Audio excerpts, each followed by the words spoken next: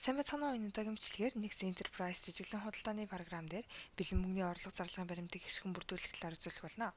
Жижиглэн худалдааны програмыг нээсний дараа санхүүдэсэнд байрлах бэлэн мөнгөний орлого зарлагын баримт хэсэгт өөрийн орлого зарлагын баримтыг шинээр бүрдүүлнэ. Эхлээд бэлэн мөнгөний орлогын баримтыг бүгдээрээ бүрдүүлж үзцгээе. Эхний алхам маань байгууллага хэсэгт өөрийн байгууллагын нэр, касс хэсэгт орлогыг хүлээн авах салбар дэлгүүр буюу кассын нэр байгаа хэсгийг шалгана.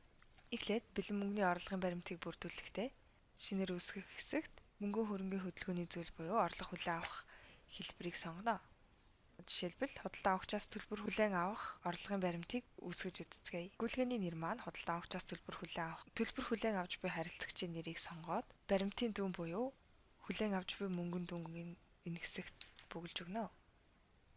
3 дугаарт дээрх хэсэгт мөнгө хөрөнгийн хөдөлгөөний зүйл буюу мөнгө хөрөнгийн гүйлгээний тайлан бүрдүүлэх нэрийг сонгож өгнө. Харилцагчийн тооцооны баримт, үндэслэл, нөөц зэрэг хэсгүүдийг шаардлагатай үед бүгэлж өгөх шаардлагатай. Ингээд эхний байдлаар бидний үсгсэн харилцагчаас хүлээн авсан төлбөр буюу бэлэн мөнгөний орлогын баримт маань энэ хэсэгт харагдаж байна. 2 дугаарт бэлэн мөнгөний орлогын баримт буюу орлого дахь мөнгөн хөрөнгийг үүсгэхдээ кассын ээлжийг хасны дараа төлбөр хүлээн авах хэсэгт дарж автоматар үүсгэж өгнө. 2 дугаарт бэлэн мөнгөний зарлагын баримт үүсгэх. Энэ хэсэгт мөн адил өөрийн байгууллагын нэр, тухайн зарлага гаргах дэлгүүр буюу кассын нэрийг оруулаад гүйлгээ хэсэгт зарлагын баримтын гүйлгээний утгыг оруулж өгнө. Жишээлбэл бэлтгэн нийлүүлэгчид төлөх төлбөрийн зарлагын баримтыг үүсгэцгээе. Үүний тулд мөн бэлэн мөнгөний зарлагын баримтыг шинээр үүсгэх хэсэгт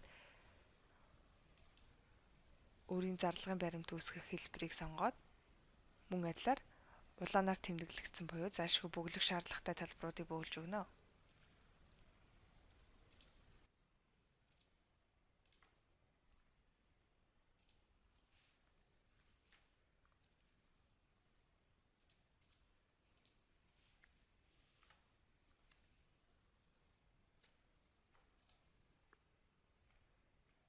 Ингээд бидний мөн шинээр үүсгэсэн бэлэн мөнгөний зарлагын баримт буюу бэлтгэн нийлүүлэгчид төлсөн төлбөрийн маань баримт үүссэн харагдаж байна.